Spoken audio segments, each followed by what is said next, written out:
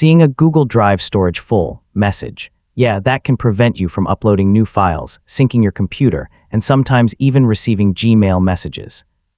The good news is that there are several easy ways to free up space and get everything working again.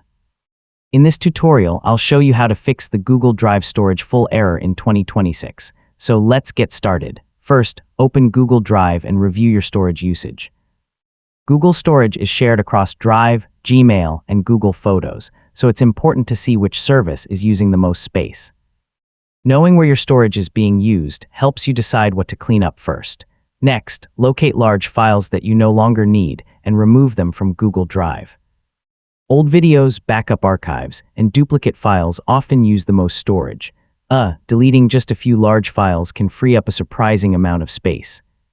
Deleting files isn't always enough because they remain in the trash until they're permanently removed. Open the trash folder and empty it to reclaim your storage. Without this step, the deleted files may still count against your storage quota. Remember that Gmail attachments and Google Photos also share the same storage space. Delete unnecessary emails with large attachments and remove photos or videos you no longer need. Yeah, many people focus only on Drive and forget about these other services. If you've backed up multiple devices to your Google account, review your backups and remove any outdated ones that you no longer need. Old phone or computer backups can quietly consume valuable storage over time. If you've already cleaned up your account and still need more room, consider upgrading your Google storage plan.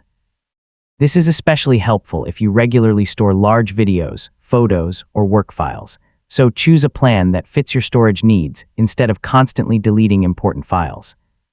And that's how to fix the Google Drive storage full error.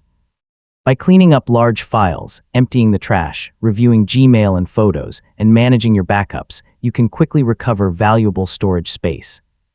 I mean, spending just a few minutes on cleanup can often solve the problem completely. Thanks for watching, and I'll see you in the next tutorial.